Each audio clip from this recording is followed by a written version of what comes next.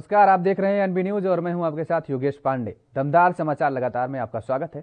देश में कोरोना महामारी के कहर के बीच स्वास्थ्य मंत्रालय ने गुरुवार को मीडिया को संबोधित करते हुए एक बड़ी जानकारी दी है। दरअसल स्वास्थ्य मंत्रालय के संयुक्त सचिव लव अग्रवाल ने अनुसार देश के 18 राज्यों में संक्रमण दर अब भी 20% से ज्यादा है। उन्होंने कहा कि देश में 12 राज्य ऐसे हैं जहां 1 लाख से भी ज्यादा सक्रिय मामले हैं। 8 राज्यों में 50,000 से 1 लाख के बीच सक्रिय मामलों की संख्या बनी हुई है। ऐसे में 16 राज्य ऐसे हैं जहां 50,000 से भी कम सक्रिय मामलों की संख्या बनी है। स्वास्थ्य मंत्रालय के संयुक्त सचिव लव अग्रवाल ने के अनुसार देश में अब तक 83.26% मामले ठीक हुए हैं, जबकि देश में करीब 37.1 लाख सक्रिय मामलों की संख्या बनी हुई है। वहीं 3 मई को रिकवरी रेट 81.3% था, जिसके बाद रिकवरी में सुधार हुआ है। पिछले 24 घंटों में देश में 3,62,727 मामले दर्ज किए गए हैं। अगर हम देखें आज की स्थिति तो पाते हैं कि देश में करीब 15.65% एक्टिव केसेस हैं, यानी कि around 37.1 lakh cases active cases में हैं। 83.26% केसेस देश में अब तक रिकवर हो चुके हैं। यह एक विषय हम आपकी दृष्टि में यह भी लाना चाहेंगे कि अगर हम 3 मई से देखें तो 3 मई पर देश में 17.13% एक्टिव केसेस थे, जो कि अब घटते घटते 15.65% हो गए हैं। इसी तरीके से जो रिकवर्ड केसेस थे वह 3 मई को 81.7 थे, जिसमें हम एक बढ़ोतरी नोट करते हैं, which are now come to 83.26%। इसी के साथ ही हम एक और जो नोटिस करते हैं कि 3 मई से हमारे देश में रिकवरी 3 मई से जो हम देखते हैं कि 3 मई से रिकवरी जो है वह बढ़ती जा रही है और विज़ाविज़ द केसेस जो हमारे एक्टिव केसेस जो हमारे देश में रिपोर्ट होते हैं। इसके साथ ही हम देखते हैं कि पिछले 24 घंटे में देश में 3,62,727 केस रिपोर्ट हुए हैं। यहां पर भी हम एक ट्रेंड पा रहे हैं कि देख रहे हैं कि पिछले 3 दिनों से देश में केसेस में एक प्लेटोइंग महसूस होती है। और साथ ही एक और विषय हम आप लोगों की दृष्टि में लाना चाहेंगे कि अगर हम पिछले कल का डेटा देखें तो पाते हैं कि देश ने पूरे देश में ही पहली बार हाईएस्ट नंबर ऑफ टेस्ट किए 19.83 लाख, और साथ में हमारे देश में पिछले 3 दिनों से ओवरऑल केस पॉजिटिविटी में कुछ कमी पाई गई, जो कि 20% से कम अब हमारे देश में ओवरऑल पॉजिटिविटी पिछले 3 दिनों में नोट की गई है। इसके साथ ही हम देखते हैं कि हमारी देश में करीब 12 स्टेट्स ऐसी हैं जहां पर कि 1 लाख से अधिक आज एक्टिव केसेस हैं।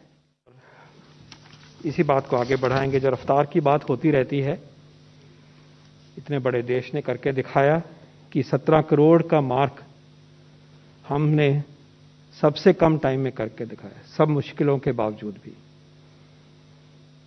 दूसरी वेव के आने के बावजूद भी, और ये रफ्तार किसी भी देश से तेज रही है। तो जैसे मैंने कहा कि बहुत ह्यूमिलिटी से कहना चाहेंगे कि इन चीज़ों को भी हम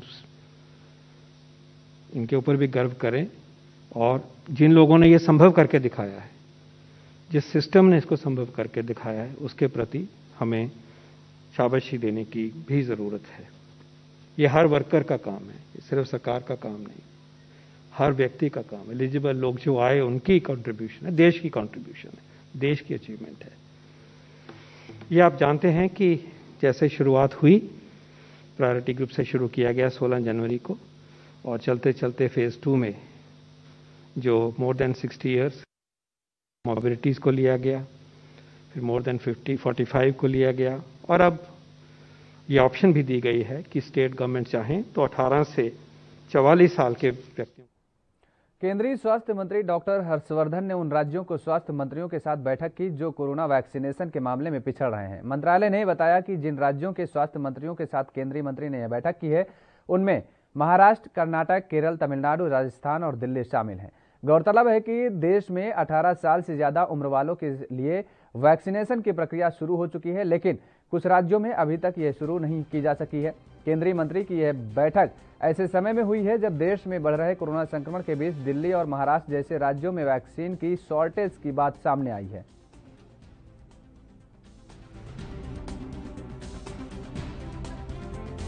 Overall situation of COVID cases and the related epidemiology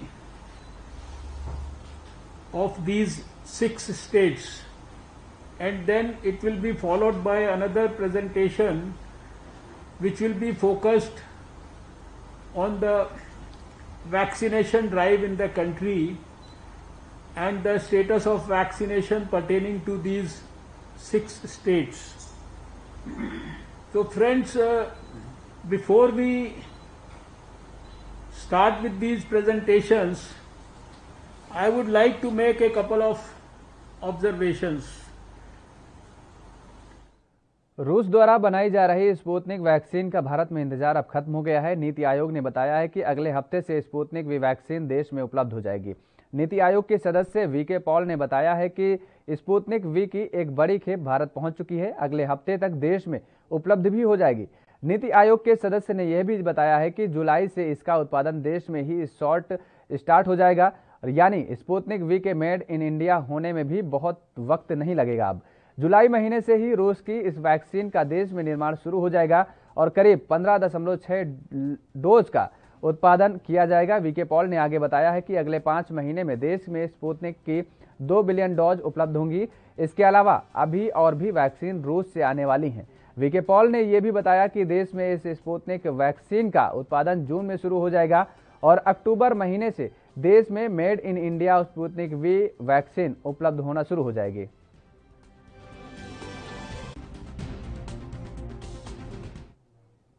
NCP नेता नवाब मलिक ने कहा है कि महाराष्ट्र सरकार ने ऑक्सीजन उत्पादन के लिए एक नीति बनाई है। इसके तहत जो मेडिकल ऑक्सीजन उत्पादन के लिए राज्य में नए प्लांट लगाएगा, खासकर जहां प्लांट नहीं है, ऐसे में प्लांट को हमने वित्तीय सहायता देने का निर्णय लिया है। वे जितना खर्च करेंगे पूरी तरीके से सब्सिडी होगी। जिन्होंने कहा कि हमें जानकारी है कि मॉडर्ना कंपनी का टीका भारत आ रहा है और लोगों को लग भी रहा है।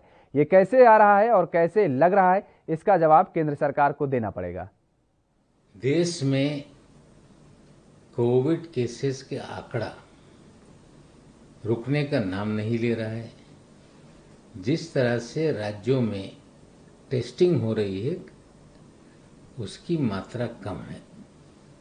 खास करके उत्तर प्रदेश, बिहार में आरटीपीसीआर टेस्टिंग की क्षमता ही नहीं, एंटीजन से टेस्ट किया जा रहा है और जिसके कारण ये परिस्थिति बन रही है कि बहुत सारे पॉजिटिव केसेस वो डिटेक्ट नहीं हो पा रहे हैं और इस लड़ाई को लड़ने में टेस्टिंग की क्षमता न होना ये भी एक बड़ा कारण है।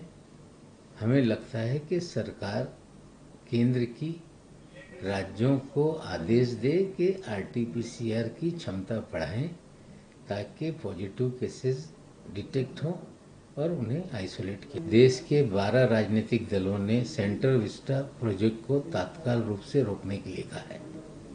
ऐसी परिस्थिति में जब देश जूझ रहा है पूरी तरह से कोविड को लेकर, 3.5 लाख 4 लाख लोग रोज बाधित हो रहे हैं, 4,200 से अधिक लोगों की मृत्यु हो रही है। देश में इलाज की सुविधा पूरी तरह से नहीं है और ऐसे समय में 20,000 करोड़ रुपए खर्च करना ये उचित नहीं है और केंद्र सरकार को चाहिए, मोदी जी को, कि तत्काल रूप से इस कार्यक्रम को स्थगित करें और वो पैसा जनहित के अंदर खर्च करने का काम हो। प्रधानमंत्री जी ने रिव्यू ली है ऑक्सीजन और रेमडेसिविर को लेकर। ये बात सच है कि रेमडेसिविर के प्रोडक्शन के बहुत सारी कंपनियां थी जो बेचने का जिन्हें अधिकार नहीं था, जो अन्य कंपनियों के लिए या विदेश भेजने के लिए उत्पादन करती थी।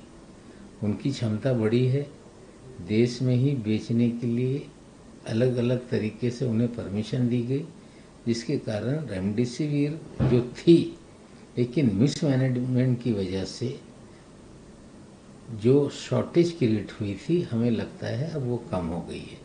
जहाँ तक ऑक्सीजन का सवाल है, ऑक्सीजन विदेशों से भी आ रहा है।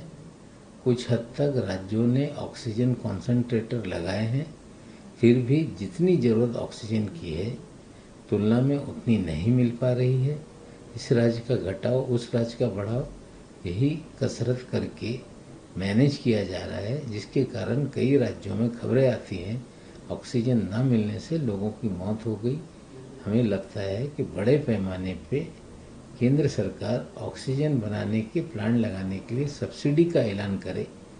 राज्य सरकार ने हमने पॉलिसी बनाई है, केंद्र भी कोई सब्सिडी का ऐलान करे ताकि इस क्षेत्र में लोग आगे आएं। हमने महाराष्ट्र में उत्पादन ऑक्सीजन का करने के लिए एक इंडस्ट्रियल डिपार्टमेंट ने नीति बनाई है, जिसके तहत जो मेडिकल ऑक्सीजन उत्पादन के लिए या ऑक्सीजन उत्पादन के लिए नए प्लांट महाराष्ट्र में लगाएगा, खास करके जहाँ पे प्लांट नहीं है ऐसे प्लांट को फाइनेंशियल असिस्टेंस देने का निर्णय हमने लिया है और जितना वो खर्च करेंगे वो पूरी तरह से सब्सिडाइज होगा, जिससे 3000 टन महाराष्ट्र में ऑक्सीजन निर्मित की क्षमता बढ़ेगी। कल कैबिनेट में निर्णय हुआ है, आने वाले दिनों में सारी पॉलिसी हम जाहिर करेंगे। वैक्सीनेशन को लेकर केंद्र की स्पष्ट कोई नीति नहीं है। 18 से 45 साल को लेके पूरी तरह से कंफ्यूजन बना हुआ है। जो ऐलान किया गया था कि 45 साल से ऊपर के लोगों को केंद्र सरकार मुफ्त में टीका लगाएगी, टीके की सप्लाई हो नहीं पा रही है। लगभग 12 लाख लोग महाराष्ट्र में ऐसे हैं जिन्हें दूसरा डोज देना है और केंद्र की तरफ से आपूर्ति नहीं हो पा रही। केंद्र सरकार ने ऐलान किया कि 45 से 18 के बीच में जिन लोगों को टीका लगेगा वो राज्य सरकारें जिम्मेदारी लें। हमने जिम्मेदारी ली, लेकिन टीके की आपूर्ति नहीं हो रही है, ये सच्चाई है। इसमें कहीं ना कहीं जो निर्माता है इस टीके के, वो बड़े पैमाने पे कमाई करने का कार्यक्रम उन्होंने बनाया है। सरकारें मांगती है राज्य की, तो केंद्र सरकार ने निश्चित किया है कि हम तय करेंगे किसे कितना दिया जाए। हमारी जानकारी है केंद्र की सरकार निजी अस्पतालों को 3 गुना ज्यादा दर से इन कंपनियों को बेचने की परमिशन दे चुकी है। निजी अस्पताल जो इंजेक्शन 150 रुपये में सरकार को मिलता है, वे 600 रुपये में खरीद रहे हैं, 900 रुपये में लगा रहे हैं। हमें लगता है कि दवा बनाने वाली जो वायल बनाने वाली कंपनी है टीके की, वो हजारों करोड़ का मुनाफा कमाने का जो कार्यक्रम था उसकी शुरुआत हो गई है और केंद्र सरकार बिना बताए देश को ये सारा कार्यक्रम शुरू किए हुए हैं। और 2-3 दिन से निजी अस्पतालों में जो हम मुफ्त लगाना चाहते थे टीका, वो 900 रुपये और 1000 रुपये लेकर निजी अस्पताल लगा रहे हैं, जिसकी परमिशन केंद्र सरकार ने कंपनियों को बेचने की दी है और बड़े पैमाने। बीजेपी विधायक राम कदम के महाराष्ट्र सरकार के विरोध में दिए गए बयान के जवाब में शिवसेना प्रवक्ता आनंद दुबे ने पलटवार किया है। उन्होंने कहा है कि महाराष्ट्र की तरफ पूरे देश में हो रही, लेकिन बाकी राज्यों में शवों के ढेर नदियों में बह रहे हैं। आनंद दुबे ने और क्या कुछ कहा, आपको सुनाते हैं। कदम जैसे नेताओं को यह पता होना चाहिए कि इस समय महाराष्ट्र कोरोना जैसी भयंकर बीमारी से लड़ रहा है। आप हमारी कोई मदद तो कर नहीं रहे हैं, न केंद्र सरकार से हमें कोई मदद दिलवा रहे हैं, बल्कि बेतुका बयानबाजी करके हमारी सरकार को रोज कोसने का काम आप और आपके नेतागण करते हैं। आप देखिए कि सुप्रीम कोर्ट हो चाहे केंद्र सरकार हो, सभी ने मुंबई और महाराष्ट्र के कोरोना मैनेजमेंट से लड़ने की एक तारीफ की है, एक प्रशंसा की है, लेकिन आपके गले तो उतरता नहीं। आपको तो केवल राजनीति करनी है। जब हम इस समय महाराष्ट्र मुंबई को देखते हैं, उसी जगह हम जब उत्तर प्रदेश और बिहार और गुजरात की तस्वीरें देखते हैं तो बहुत ही दुख और पीड़ा होता है। एक तरफ प्रधानमंत्री जी कहते थे कि न मुझे किसी ने भेजा है न मैं यहाँ। फिलहाल रुकते हैं एक छोटे से ब्रेक के लिए। ब्रेक के बाद फौरन हाजिर होते हैं।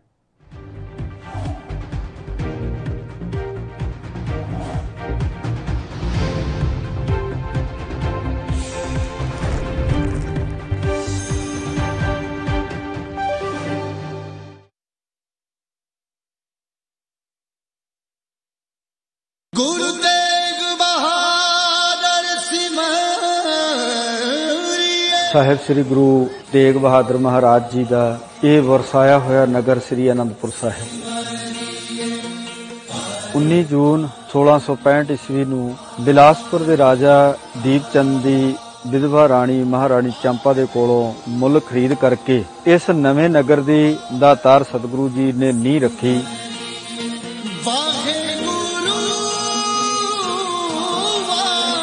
ਗਰੀਬ ਨਵਾਜ਼ ਸਾਹਿਬ ਜੀ ਨੇ ਇੱਥੇ ਹੀ ਆਪਣੇ ਰਿਹਾਇਸ਼ ਦੇ ਲਈ ਮਕਾਨ ਬਣਾਏ।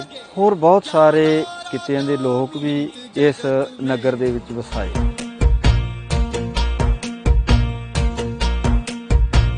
ਇਸ ਸਥਾਨ ਤੇ ਸ੍ਰੀ ਗੁਰੂ ਤੇਗ ਬਹਾਦਰ ਜੀ ਦੇ ਸ਼ਹੀਦ ਦਾ ਸੰਸਕਾਰ ਹੋਇਆ ਸੀ। ਇਸ ਸਥਾਨ ਤੇ ਬਹੁਤ ਹੀ ਸੁੰਦਰ ਗੁਰਦੁਆਰਾ ਸੁਭਾਇਮਾਨ ਹੈ। ਗੁਰਦੁਆਰਾ ਸੀਸਗੰਜ ਸਾਹਿਬ ਜੀ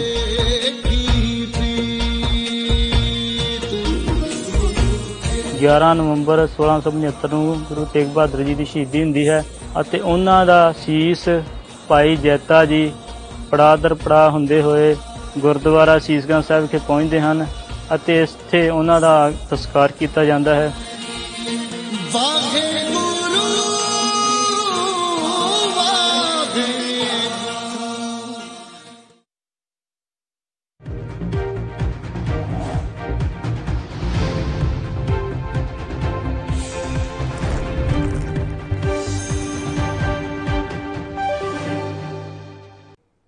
ब्रेक के बाद एक बार फिर आप सभी का स्वागत है। खबरों में आगे बढ़ते हैं। उत्तर प्रदेश के मुखिया योगी आदित्यनाथ गुरुवार को ताज नगरी आगरा पहुंचे।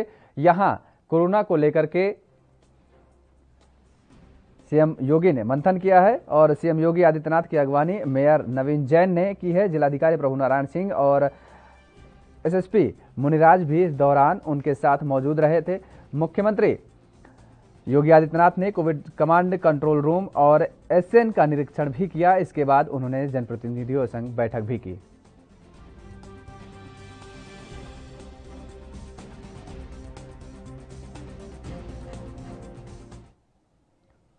छत्तीसगढ़ सरकार ने नवा रायपुर में निर्माणाधीन सभी बड़े निर्माण कार्यों पर रोक लगा दी है। बीजेपी ने इसे सरकार का 2 कदम आगे चलकर 4 कदम पीछे चलने वाला फैसला करार दिया है। कोविड के कारण से वित्तीय प्रबंधन को नियंत्रित करने के लिए अमित व्ययता के लिए हमने आदेश जारी किया था। उसके बाद कल हमने फैसला लिया कि ये जो विधानसभा भवन बन रहे हैं उसका टेंडर रोका जाए और साथ ही राजभवन और मुख्य बिहार में लॉकडाउन को अब 25 मई तक के लिए बढ़ा दिया गया है। मुख्यमंत्री नीतीश कुमार ने ऐलान करते हुए कहा है कि लॉकडाउन का कोरोना को रोकने में सकारात्मक प्रभाव दिख रहा है। इस वजह से लॉकडाउन को 10 दिनों यानी 16 से 25 मई तक बढ़ाने का फैसला किया गया है। इस दौरान लॉकडाउन का पहले का नियम ही लागू रहेगा। कोरोना की दूसरी लहर के बीच पटना हाईकोर्ट की फटकार के बाद बिहार सरकार ने 5 मई से 10 दिनों के लिए लॉकडाउन का ऐलान किया था। इसकी मियाद 15 मई को खत्म हो रही है। अब एक बार फिर से नीतीश सरकार ने लॉकडाउन को 10 दिनों के लिए बढ़ाने का फैसला किया है। अब सभी पाबंदियां 25 मई तक लागू रहेंगी। गौरतलब है कि बिहार में कोरोना की बेकाबू रफ्तार को थामने में लॉकडाउन काफी हद तक मददगार साबित हो रहा है। लॉकडाउन के बाद कोरोना के नए मरीजों की तादाद घटी है। संक्रमण दर घटने के साथ ही रिकवरी दर बढ़ी है। कई हफ्तों के बाद बुधवार को नए संक्रमितों का आंकड़ा 10,000 से नीचे रहा।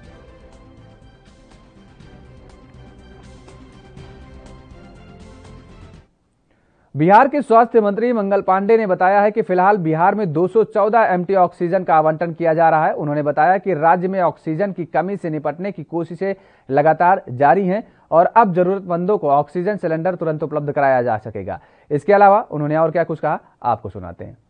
कर्मी लगातार इस कोरोना के संकट के समय में स्वास्थ्य सेवाओं को बेहतर करने में लगे हुए हैं।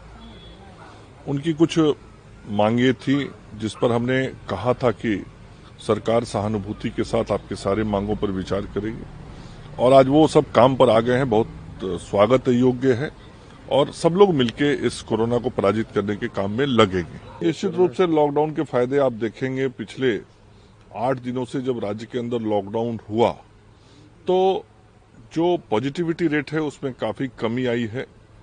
आज से 8 दिन पहले पॉजिटिविटी रेट 12% के आसपास थी, जो आज घट के 8% पर आ गया है और रिकवरी रेट जो लगभग 79% के आसपास थी वो लगभग 83% पर पहुंच गया है।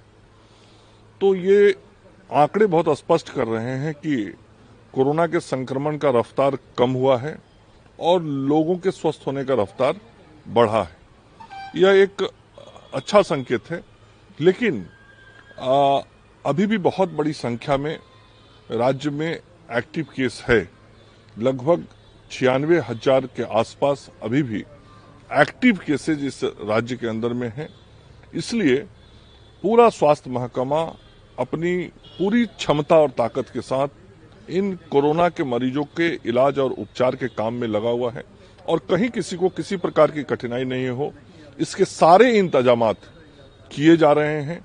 चाहे वह बेडों की उपलब्धता हो, आईसीयू की उपलब्धता हो, ऑक्सीजन की उपलब्धता हो, दवा की उपलब्धता हो, हर चीज लोगों तक पहुंचाए जा रहे हैं। नहीं, देखिए, किसी भी दवा की कमी कभी नहीं हुई है और जब भी कहीं जानकारी मिली कि थोड़ी परेशानी लोगों को शुरू हुई है तो सरकार ने तुरंत आगे बढ़ के लोगों को मदद पहुंचाया है। रेमडेसिविर इंजेक्शन के बारे में आज से कुछ एक दिन पहले ये समाचार आने लगा कि लोगों को कठिनाई हो रही है तो तुरंत हम सब लोगों ने भारत सरकार से बातचीत करके पर्याप्त मात्रा में टोसिलीजुमैब मंगाया और बाजार में, अस्पतालों में उसकी उपलब्धता करा दी। अब कहीं भी आपको कोई टोसिलीजुमैब जो दूसरी दवा है उसके बारे में कुछ बोलता होगा तो टोसिलीजुमैब की भी कमी नहीं है। टोसिलीजुमैब की भी उपलब्धता भारत सरकार से हो गई है। पहले 250 वायल आया, फिर और करीब 1200 वायल भारत सरकार से प्राप्त हो रहे हैं। तो जिस भी दवा की जरूरत पड़ती है वह दवा राज्य सरकार, केंद्र सरकार से बातचीत करके, दवा कंपनियों से बातचीत करके मंगाता है और बाजार में उपलब्ध कराता है। आज मैं आईजीआईएमएस हॉस्पिटल गया था और वहां मरीजों के हालात की जानकारी ली और कोविड के मरीजों को जो सारी सुविधाएं आईजीआईएमएस के अंदर दी जा रही हैं उन सुविधाओं और व्यवस्थाओं को और बेहतर करने के संबंध में हमने निर्देश दिया। आज हम सब लोग महसूस कर रहे हैं कि आईसीयू बेड्स हॉस्पिटल के अंदर कैसे बढ़ें। तो 60 आईसीयू बेड अभी आईजीआईएमएस के अंदर है जिसमें लोगों को सेवा दी जा रही है। इन आईसीयू बेड के 22 और संख्या को बढ़ाया जाए, 22 और बेड बढ़ाए जाए, उसके बारे में भी पूरी रचना हो गई। उसके लिए जो आवश्यक बाईपैप मशीन है वो बाईपैप मशीन अस्पताल प्रबंधन को उपलब्ध करा दिया गया है। अन्य कुछ और संसाधनों की आवश्यकता है जो अगले 1-2 दिनों में उपलब्ध करा दिया जाएगा। तो आगे आने वाले 2 दिनों के अंदर आईजीआईएमएस में 22 से 25 आईसीयू के बेड बढ़ाए जाएंगे। इसके अतिरिक्त आईजीआईएमएस में यदि भविष्य में तीसरा फेज कोरोना का आता है तो उसकी तैयारी और उसके लिए जो आधारभूत संरचनाओं की जरूरत होगी उस संबंध में भी हमने आज बातचीत किया ताकि आगे किसी भी कठिन परिस्थितियों से जूझने के लिए आईजीआईएमएस तैयार रहे। अभी भी आईजीआईएमएस के अंदर 202 मरीज इलाजरत हैं जिसमें से 60 मरीज आईसीयू के अंदर इलाज करा रहे हैं और वहां मरीजों के खाने पीने से लेके दवाइयों तक की पूरी व्यवस्था राज्य की। यहाँ रुकते हैं एक और छोटे से ब्रेक के लिए। ब्रेक के बाद फौरन हाजिर होते हैं।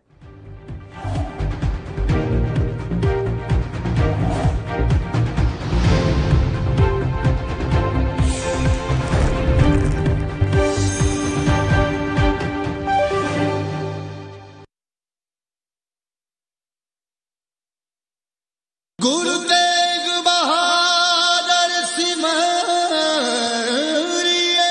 ਸਮੂਹ ਨਾਨਕ ਨਾਮ ਲੇਵਾ ਸਤਿਗੁਤਾ ਬਹੁਤ ਵੱਡੇ ਭਾਗਾਂ ਵਾਲੇ ਹੋ ਜੋ ਕਿ ਆਪ ਨਾਵੇਂ ਪਾਤਸ਼ਾਹ ਸਾਹਿਬ ਸ੍ਰੀ ਗੁਰੂ ਤੇਗ ਬਹਾਦਰ ਜੀ ਦੇ ਪਾਵਨ ਪੁੱਤਰ ਅਸਥਾਨ ਗੁਰਦੁਆਰਾ ਸੰਗਤ ਟੋਲਾ ਬੰਗਲਾਦੇਸ਼ ਢਾਕਾ ਵਿਖੇ ਦਰਸ਼ਨ ਦਿਦਾਰੇ ਕਰ ਰਹੇ ਹੋ। ਇਹ ਉਹ ਪਵਿੱਤਰ ਅਸਥਾਨ ਹੈ जिस स्थान के ऊपर साहिब श्री गुरु तेग बहादुर हिंद की चादर 2 साल तो उपर गुरु जी इत्थे रहने अते गुरु साहिब जी ने समूह संगतां नूं परमात्मा दे नाल जोड़ना कीता, भजन बंदगी इस जगह ते कीती। सो गुरु तेग बहादुर जी दे पावन चरनां दीयां खड़ावां जो मेन गुरुद्वारा है गुरुद्वारा नानकशाही नील खेत रोड शाहबाग ढाका विखे पईयां ने। सो गुरु साहिब जी की हथ लिखत बीड़ जिसनों सुनहरी बीड़ भी कहा जाता है वह भी गुरुद्वारा नानकशाही विखे सुशोभित है।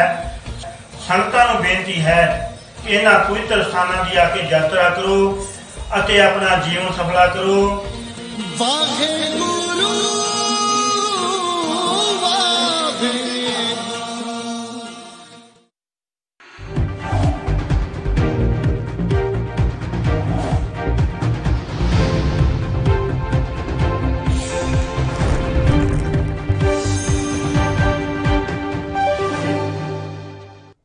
ब्रेक के बाद स्वागत है। खबरों में आगे बढ़ते हैं। हरियाणा के स्वास्थ्य मंत्री अनिल विज ने कहा है कि बहुत ही चिंता की बात है कि बड़ी संख्या में बॉर्डर पर किसान बैठे हैं।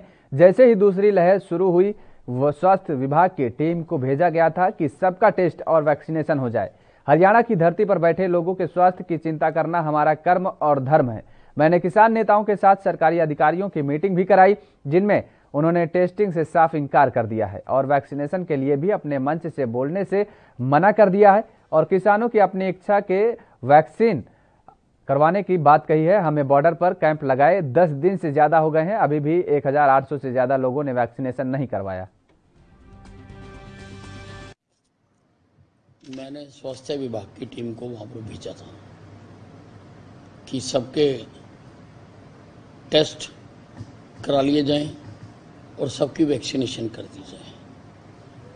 आंदोलन अपनी जगह है, वो आप करते रहें, लेकिन इस महामारी से बचना और दूसरों को बचाना ये आवश्यक है।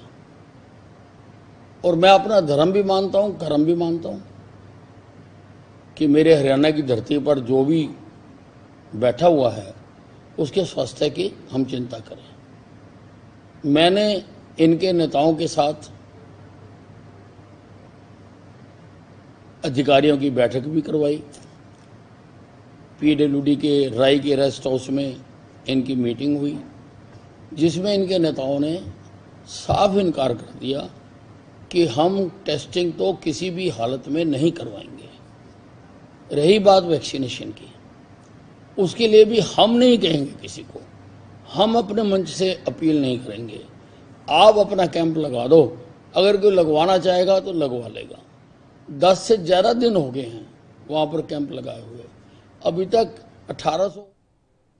आम आदमी पार्टी के नेता आतिशी मरलेना ने कहा कि टीके की आपूर्ति केंद्र द्वारा नहीं की जा रही है, जिसकी वजह से टीकाकरण केंद्र बंद करने पड़ रहे हैं। आतिशी मरलेना ने और क्या कुछ कहा, आपको सुनवाते हैं। 18 से 44 का वैक्सीनेशन हो रहा है, दिल्ली के सरकारी स्कूलों में हो रहा है। हर व्यक्ति जो वहां पे वैक्सीनेशन करवाने जा रहा है पूरे अरेंजमेंट की तारीफ कर रहा है, जिस स्पीड के साथ, सोशल डिस्टेंसिंग के साथ। लेकिन राज्य की सरकार अरेंजमेंट कर सकती है। वैक्सीन की सप्लाई आज भी केंद्र सरकार द्वारा ही कंट्रोल्ड है। अगर हम देखें दिल्ली में, तो दिल्ली में कोवैक्सीन की सप्लाई 18 से 44 साल की उम्र के लोगों के लिए खत्म हो गई है। कल ही हमें तकरीबन 100 सेंटर बंद करने पड़े थे जहां पे कोवैक्सीन लग रही थी। आज 4400 सेंटर बंद करने पड़े हैं हमें।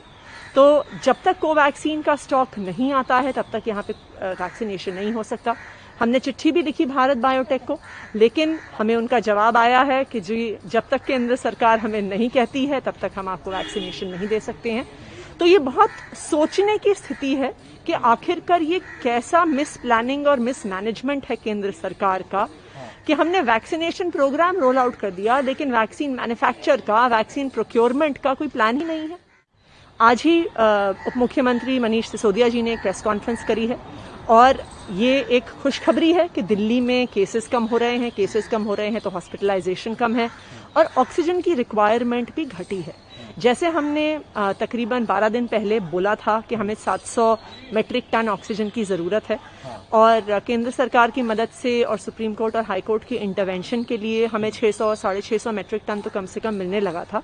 लेकिन अब हमारी रिक्वायरमेंट कम हो गई है, करीब 582 मेट्रिक टन के आसपास आज के दिन में दिल्ली को चाहिए। तो हमने केंद्र सरकार को चिट्ठी भी लिखी है, धन्यवाद भी किया है मदद के लिए और कहा है कि ये तकरीबन 125 मेट्रिक टन किसी और राज्य को एलोकेट किया जाए जिनको ऑक्सीजन की अभी भी हमसे ज्यादा स्टॉप हो गया है। और जिस तरीके से दिल्ली सरकार ने सेंटर को कहा है कि वैक्सीन नहीं मिल पा रही है, लिखा भी है आप लोगों ने दिल्ली सरकार ने, किस तरीके से देखती हैं, क्या फिलहाल स्थिति है और क्या सिचुएशन है दिल्ली की? देखिए, दिल्ली में जो 18 से 44 का वैक्सीनेशन हो रहा है, दिल्ली के सरकारी स्कूलों में हो रहा है। हर व्यक्ति जो वहां पे वैक्सीनेशन करवाने जा रहा है पूरे अरेंजमेंट की तारीफ कर रहा है, जिस स्पीड के साथ, सोशल डिस्टेंसिंग के साथ। लेकिन राज्य की सरकार अरेंजमेंट कर सकती है। वैक्सीन की सप्लाई आज भी केंद्र सरकार द्वारा ही कंट्रोल्ड है। अगर हम देखें दिल्ली में, तो दिल्ली में कोवैक्सीन की सप्लाई 18 से 44 साल की उम्र के लोगों के लिए खत्म हो गई है।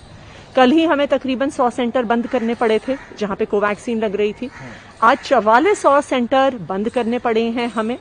तो जब तक कोवैक्सीन का स्टॉक नहीं आता है तब तक यहाँ पे वैक्सीनेशन नहीं हो सकता। हमने चिट्ठी भी लिखी भारत बायोटेक को, लेकिन हमें उनका जवाब आया है कि जी जब तक केंद्र सरकार हमें नहीं कहती है तब तक हम आपको वैक्सीनेशन नहीं दे सकते हैं। तो ये बहुत सोचने की स्थिति है कि आखिरकार ये कैसा मिस प्लानिंग और मिस मैनेजमेंट है केंद्र सरकार का कि हमने वैक्सीनेशन प्रोग्राम रोल आउट कर दिया, लेकिन वैक्सीन मैन्युफैक्चर का, वैक्सीन प्रोक्योरमेंट का कोई प्लान ही नहीं है। अब केंद्र सरकार कह रही है कि राज्य की सरकारें इंटरनेशनल टेंडर करें। तो अब भारत और तमिलनाडु और उड़ीसा और महाराष्ट्र विदेशी सरकारों के सामने, विदेशी कंपनियों के सामने एक दूसरे से झगड़ते हुए पाए जाएंगे। क्या ये इंडिया की कोई अच्छी इमेज देता है दुनिया में? क्या ये केंद्र सरकार की जिम्मेदारी नहीं थी कि अगर हमारे यहाँ वैक्सीन मैन्युफैक्चरिंग की कैपेसिटी कम है तो वैक्सीन को इंटरनेशनली प्रोक्योर करने का प्लान बनाते? दूसरी तरफ मैम, जिस तरीके से ऑक्सीजन की क्या अवेलेबिलिटी है और उसको आज ही उप मुख्यमंत्री मनीष सिसोदिया जी ने एक प्रेस कॉन्फ्रेंस करी है और ये एक खुशखबरी है कि दिल्ली में केसेस कम हो रहे हैं। केसेस कम हो रहे हैं तो हॉस्पिटलाइजेशन कम है और ऑक्सीजन की रिक्वायरमेंट भी घटी है। जैसे हमने तकरीबन 12 दिन पहले बोला था कि हमें 700 मेट्रिक टन ऑक्सीजन की ज़रूरत है और केंद्र सरकार की मदद से और सुप्रीम कोर्ट और हाई कोर्ट की इंटरवेंशन के लिए हमें 600 650 मेट्रिक टन तो कम से कम मिलने लगा था, लेकिन अब हमारी रिक्वायरमेंट कम हो गई है। करीब 582 मेट्रिक टन के आसपास आज के दिन में दिल्ली को चाहिए। तो हमने केंद्र सरकार को चिट्ठी भी लिखी है, धन्यवाद भी किया है मदद के लिए और कहा है कि ये तकरीबन 125 मेट्रिक टन किसी और राज्य को एलोकेट किया जाए जिनको ऑक्सीजन की अभी भी हमसे ज्यादा जरूरत है। मैम, जिस तरह की पार्टी जो है पॉलिटिक्स कर रही है, अगर वैक्सीन की बात करते हैं, किस तरीके से रिस्पॉन्स कर रही है? देखिए, हम तो बस चाहते हैं कि दिल्ली के हर इंसान को वैक्सीन लग जाए, क्योंकि अगर इस बीमारी का एकमात्र बचाव है वो है वैक्सीनेशन। हम देखें कि जिसको वैक्सीन की 2 डोजेस लग गई हैं, अगर वो कोविड पॉजिटिव होते भी हैं तो उनमें हॉस्पिटलाइजेशन का रेट बहुत बहुत कम है और बीमारी होती भी है तो बहुत माइल्ड फॉर्म में बीमारी होती है। तो आखिरकार यही एक तरीका है जिससे लोगों का बचाव हो सकता है। हम तो सिर्फ ये चाहते हैं कि दिल्ली वालों को वैक्सीनेशन लग जाए और दिल्ली वालों की जान बच जाए। हम तो केंद्र सरकार से आग्रह करते हैं कि आप केंद्र की सरकार हो, आपके पास ज्यादा नेगोशिएटिंग पावर है, आप इंटरनेशनल डिप्लोमेसी कर सकते हो। जब भारत में कोविड का प्रकोप इतने देशों से इतना ज्यादा है तो हमने 6.5 करोड़ वैक्सीन एक्सपोर्ट क्यों की? हमने पाकिस्तान, बांग्लादेश, अरब के देशों में वैक्सीन क्यों भेजी? जब कोई भी दुनिया का बड़ा देश अपनी जनसंख्या की वैक्सीनेशन से पहले वैक्सीन नहीं एक्सपोर्ट कर रहा तो भारत को करने की क्या जरूरत थी? तो आज भी हमारा केंद्र सरकार से ये आग्रह है कि जल्द से जल्द इस समस्या का समाधान ढूंढें। हम जो ऑफेंड हो गए हैं, बच्चों की बात की है तमाम, उनको लेकर क्या कोई दिल्ली सरकार का प्लान है? देखिए, ये एक इसमें एक कई सारे लीगल दावपेच होते हैं। कारा करके एक सेंट्रल अडॉप्शन। और अब बात करते हैं पंजाब के फतेहगढ़ साहिब की, जहां एक हवलदार की चोरी के करने के शर्मनाक करतूत सामने आई है। दरअसल हुआ यह कि चिंदर नाम का व्यक्ति क्षेत्र में अंडों की सप्लाई करता है। रोजाना की तरह वह अपनी रेहड़ी पर अंडों की सप्लाई देने निकला हुआ था। वह ज्योति स्वरूप चौक के पास सड़क किनारे रेहड़ी खड़ी करके एक दुकान में अंडे देने गया था और इसी बीच वहां खड़े एक हवलदार ने एक के बाद एक 4 अंडे रेहड़ी से उठाकर पैंट की जेबों में डाल लिया और ऑटो में बैठ वहां से खिसक गया। जब हवलदार आंख बचाकर अंडे चोरी कर रहा था तो वहां पर खड़े एक शख्स ने वीडियो बना लिया। वीडियो वायरल होने के बाद पोल खुली। बहरहाल 25 रुपए के अंडों ने हवलदार को सस्पेंड करा दिया। वर्दी में इस हवलदार की शर्मनाक करतूत कैमरे में कैद होने के बाद वायरल वीडियो से फतेहगढ़ साहिब पुलिस की साख भी खराब हुई है।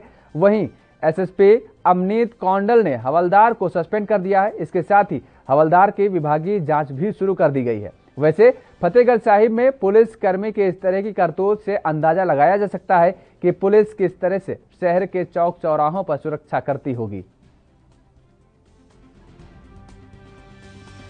तो ये एसएसपी अमनीत कौंडल ने हवलदार को सस्पेंड कर दिया। आपने तस्वीरों में देख सकते हैं कि किस तरीके से ये हवलदार रेहड़ी जो खड़ी है उस पर जो अंडे की रैकेट लगी हुई है, रैक लगी हुई है, उस पर ये किस तरीके से एक एक अंडे निकाल करके अपने पैंट में रख रहा है। देखिए, साफ तौर पर आप देख सकते हैं सर्कल के अंदर। और उसके बाद ये एक ऑटो को हाथ देता हुआ भी दिखाई दे रहा है। दरअसल इस रेहड़ी का मालिक जो है वो अंडे देने एक दुकान में गया और उसी दौरान ये हवलदार उस रेहड़ी के पास खड़ा हुआ था और ये चोरी की करतूत सामने आई।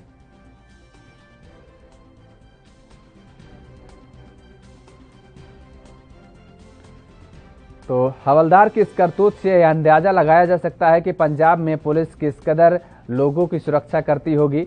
जब ये हवलदार खुद ही ये चोरी करता हुआ सामने पाया गया तो उसके बाद कार्रवाई की गई।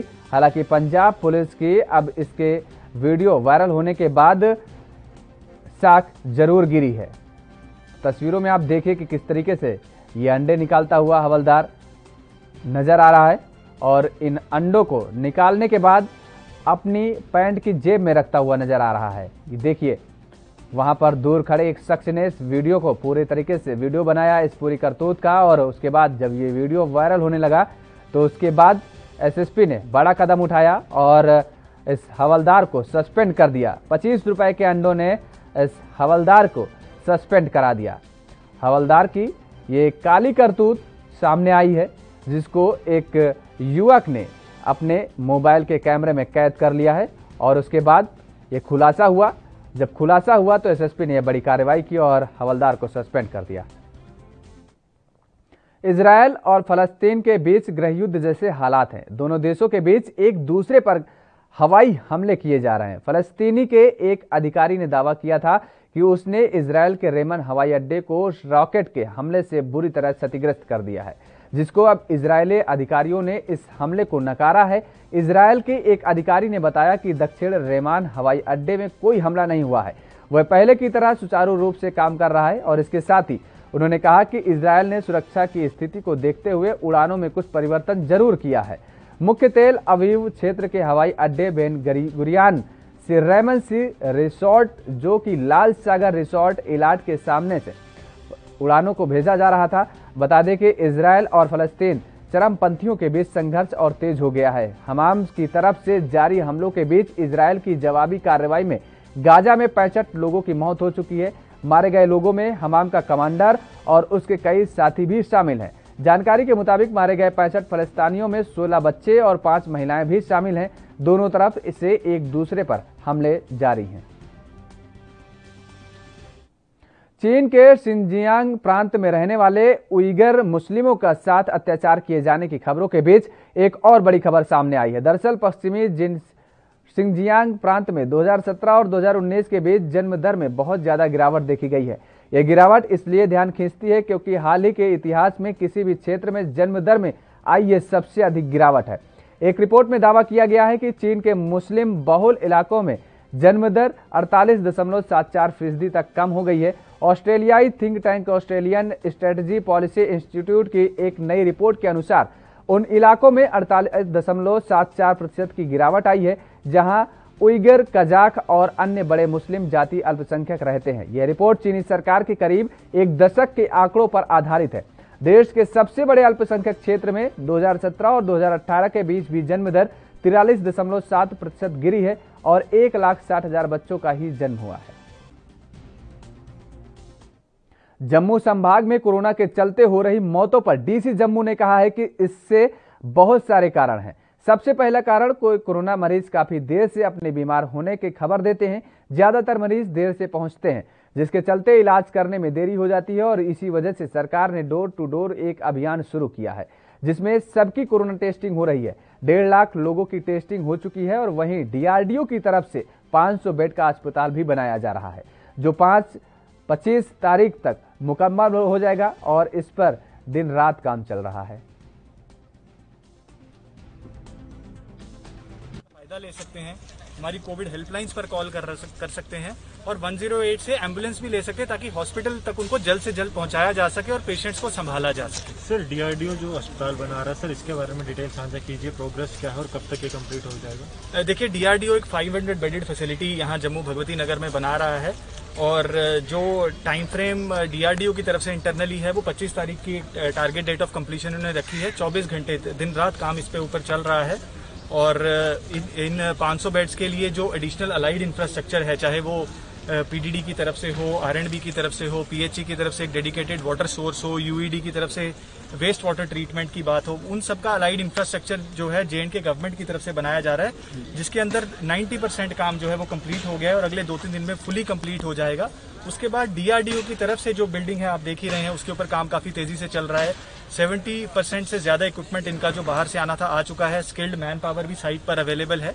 उसके बाद मेडिकल इक्विपमेंट जैसे जैसे हमारे हैंगर्स ये दोनों जो बन रहे हैं वो रेडी हो जाते हैं तो मेडिकल इक्विपमेंट भी पैरेलली अवेलेबल होगा और बाय 25 हमारी कोशिश है कि इसको पूरी तरीके से कंप्लीट। सर इसमें वेंटिलेटर्स फैसिलिटीज कितनी रखी जा रही है और ऑक्सीजन के लिए क्या किया जा रहा है? देखिए ये 500 बेडेड ओवरऑल फैसिलिटी है जिसके अंदर से 125 बेड्स आईसीयू यानी कि वेंटिलेटर सपोर्टेड रहेंगे और उसी के लिए जो अलाइड मेडिकल पर्सनल की अवेलेबिलिटी है उसके लिए हेल्थ डिपार्टमेंट सेंट्रली काम कर रहा है।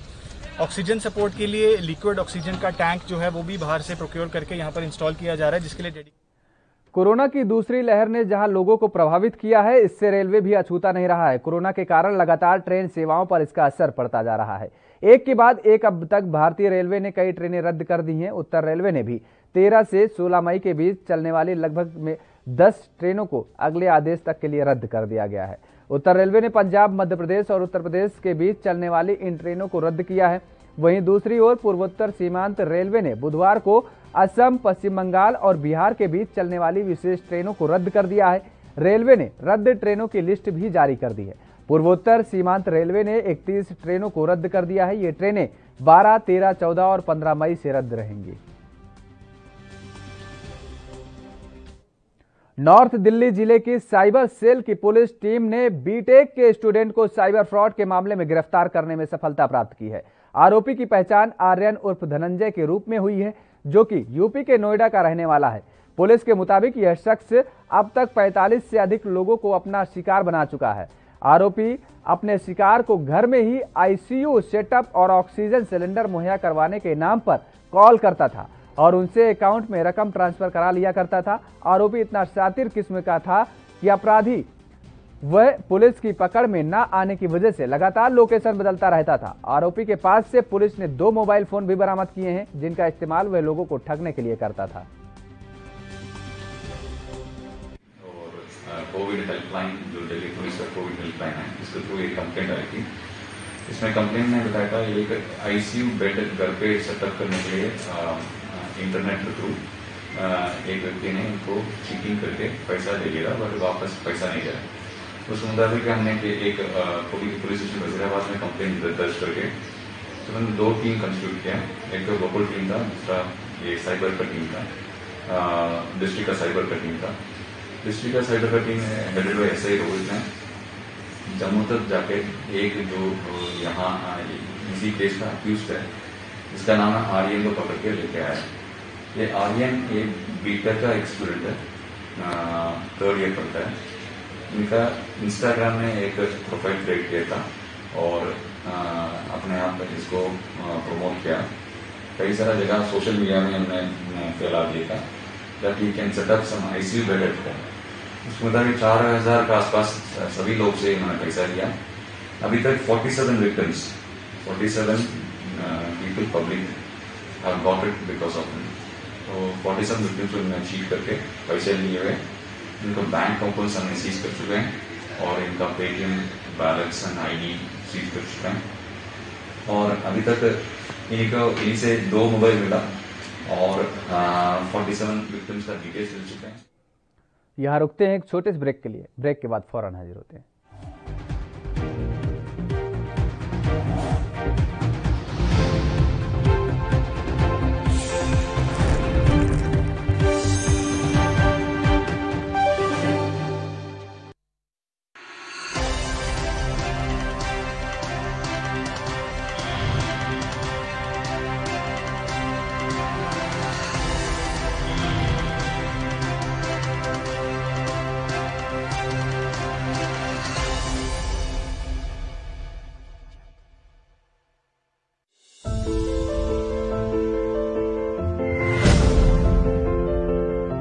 जब तक आवश्यक न हो घर से न निकले।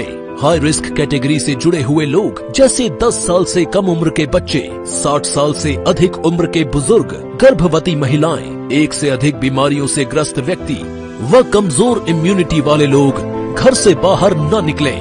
बगैर मास्क के घर से बाहर बिल्कुल न निकलें। अनावश्यक भीड़ भाड़ वाली जगह पर न जाएं। व्यापारी गण मास्क एवं ग्लव्स का इस्तेमाल जरूर करें। कार्यालयों में कर्मचारियों को शिफ्ट में बुलाएं। एक बार में आधे से अधिक कर्मचारियों को न बुलाया जाए। फील्ड में तैनात अधिकारी एवं कर्मचारी मास्क एवं ग्लव्स जरूर पहने। स्वच्छता, सैनिटाइजेशन एवं फॉगिंग नियमित रूप से कराई जाए और कंटेनमेंट जोन को सख्ती से लागू किया जाए। रात्रि कर्फ्यू का पालन करें। कोरोना की लड़ाई में शामिल योद्धाओं का सहयोग एवं सम्मान करें। कोरोना की लड़ाई के लिए आवश्यक जीवन रक्षक दवाओं एवं ऑक्सीजन इत्यादि का अनावश्यक भंडारण न करें। अफवाहों से बचें। 18 वर्ष से अधिक आयु के नागरिक 1 मई 2021 से निशुल्क टीकाकरण करा सकेंगे। आइए टीकाकरण के इस महाअभियान में हम सभी अपना योगदान दें। 28 अप्रैल 2021 से पंजीकरण शुरू। घबराने की नहीं है बात, सरकार खड़ी है साथ। राष्ट्र धर्म, रात 8 बजे सिर्फ ANB न्यूज पर।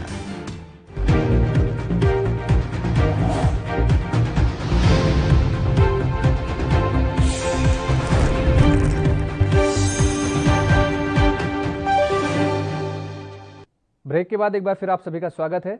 रुक कर लेते हैं अगली खबर का। ईद का पर्व है और जम्मू कश्मीर में कोरोना की वजह से कर्फ्यू लगा है। इसे लेकर अब स्थानीय लोगों की मुश्किलें भी बढ़ने लगी हैं। हालांकि प्रशासन की ओर से लोगों को कोरोना के कारण घरों पर ही नमाज अदा करने की नसीहत दी गई है। वहीं दूसरी तरफ राज्य में कर्फ्यू के चलते श्रीनगर समेत कई जिलों में सड़कें सूनी पड़ी हैं। एडमिनिस्ट्रेशन को भी थोड़ा तरीके से मतलब डील करनी चाहिए इसके साथ। कभी कहीं मारपीट होती है, कहीं कुछ। अगर पहले पूछते हैं कि कहाँ जाना है, क्या मजबूरी है, तो मतलब 1-2 दिन से लॉकडाउन कब हो गया? हाँ जी, ताकि ये शायद यही वजह है कि ईद की वजह से जो ईद आई नज़दीक जमलिंग ना हो जाए, तो उसकी वजह से। तो आज कोई बड़े इज्तिमा किसी जगह इजाजत नहीं, बस कहीं कहीं जगह मस्जिद में हुआ थोड़ा बहुत, वो भी डिस्टेंस के हिसाब से। लेकिन बड़े इज्तिमा जैसे नवाटा नहीं, वो नहीं, वो तो पाबंदी है। अब तो जो मोहल्ले में मस्जिद है उन पर भी पाबंदी है।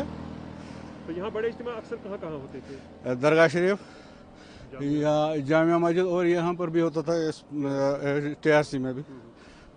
तो किस तरह के मुश्किलात आ रहे हैं? जो 2-3 दिन से टफ लॉकडाउन हुआ है, लोगों को घर से नहीं निकलना पड़ रहा है, इजाज़त भी नहीं है, बड़ी मुश्किल से एसेंशियल सर्विसेज को अलाउ कर रहे हैं। जी मुश्किलात तो है बहुत सारे, कम से कम मजदूर तबका का। भारतीय सेना और पाकिस्तानी सेना ने जम्मू कश्मीर के पुंछ जिले में पुंछ रावलकोट क्रॉसिंग पॉइंट पर ईद उल फितर मनाई। दोनों तरफ से मिठाइयों का आदान प्रदान भी किया गया। दोनों सेनाओं के प्रतिनिधि एक उत्सव के माहौल में नजर आए। इस समारोह को दोनों देशों के बीच हाल ही में हुए संघर्ष विराम की पृष्ठभूमि में एक विश्वास निर्माण उपायों के रूप में देखा जा रहा है।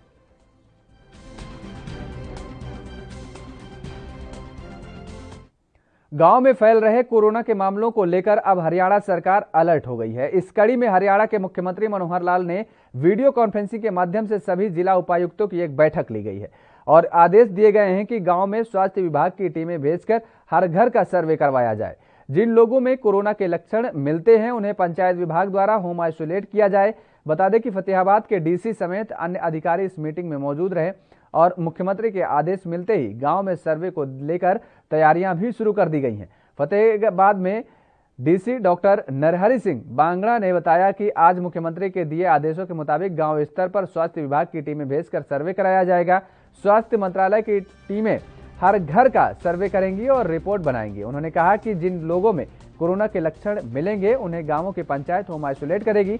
फतेहाबाद के डीसी ने कहा कि इसको लेकर के प्रक्रिया शुरू कर दी गई है।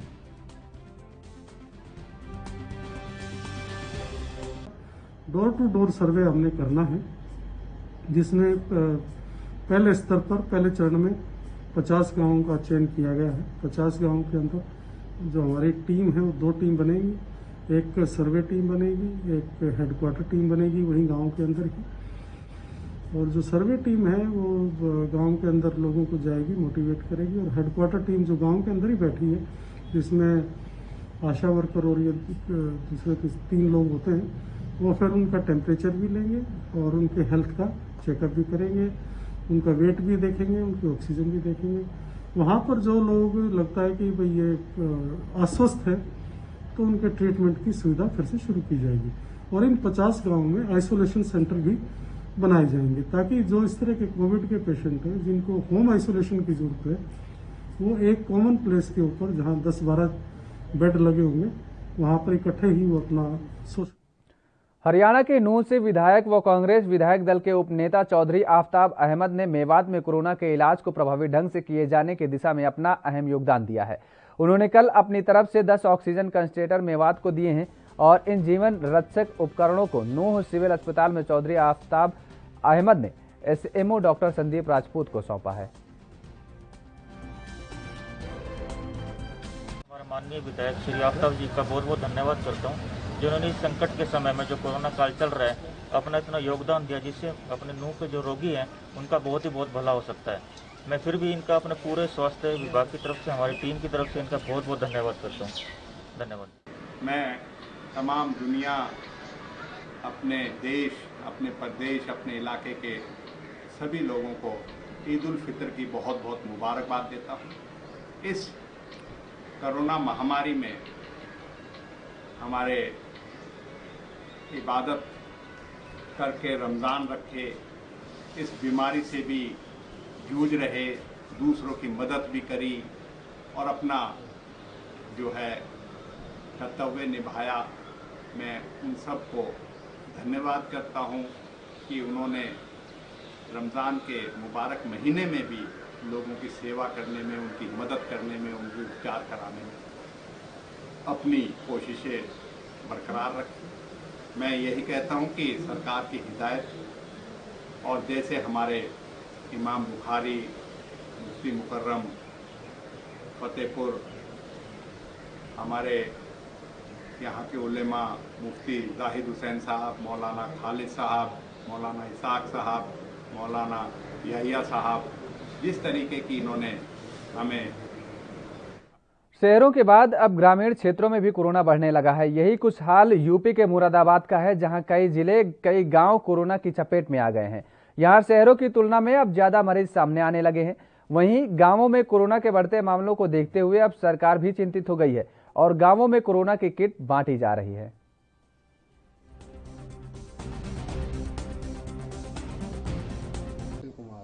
कपिल जी, आपको दवाई की किट दी गई थी, अब ठीक है आप? हाँ ठीक है। क्या हुआ था आपको? बुखार, खांसी, जुकाम। तो टेस्ट कराया था आपने? हाँ टेस्ट कराया था। तो टेस्ट में क्या आया था? उसमें पॉजिटिव आए थे RT-PCR में। अब टेस्ट कराया दोबारा? अभी नहीं कराया। कोरोना की दवाई की किट दी गई है। कोरोना की दवाई की किट दी गई। कैसे, क्या लगता है आपको, गाँव में कोरोना बढ़ रहा है? जैसे कि लगता है कि जो उन्होंने आज दवाई दी है, जिस तरह से इस समय कोरोना संक्रमण देश में और ये गांव में भी परास रहा है, उसी को देखते हुए लगता है कि इन्होंने हमें ये दवाइयाँ दी हैं ताकि हमारे घर में किसी को बुखार या सिर दर्द या किसी तरह की कोई भी परेशानी या समस्या हो तो समय पर ये दवा। प्रत्येक ब्लॉक में 4 टीमें सर्विलांस के लिए कम से कम लगाई गई। इसके अतिरिक्त प्रत्येक राजस्व ग्राम में 100% राजस्व ग्रामों में 2 दिवस के अंदर टेस्टिंग की टीम के लिए 2 गाड़ियां भी प्रोवाइड की गई हैं, जो प्रत्येक राजस्व ग्राम का भ्रमण करके जो भी लक्षण युक्त रोगी होंगे उनको वो दवा भी देंगी जो हमारी मेडिसिन की किट है, और उनका टेस्ट भी करेंगे। प्रत्येक राजस्व ग्राम को। महाराष्ट्र के पालघर जिले में गुरुवार को भीषण आग लग गई है। यह आग बोईसल तारापुर MIDC इलाके के एक कंपनी के बाहर केमिकल टैंकर में लगी। इसके बाद आग की लपटें फैलते हुए पास में पड़ी प्लास्टिक के पाइप में जा लगी। आग को बुझाने के लिए दमकल की 5 गाड़ियां मौके पर पहुंची। हालांकि अभी तक इस घटना में किसी तरह के हताहत होने की कोई खबर सामने नहीं आई है। वीडियो में यह साफ तौर पर देखा जा सकता है कि किस तरीके से आग की तेज लपटें निकल रही हैं और वहां पर रखे प्लास्टिक की पाइप्स पर वह आग फैलती जा रही है। वहीं दमकल की 5 गाड़ियों ने कड़ी मशक्कत के बाद आग पर काबू पाया।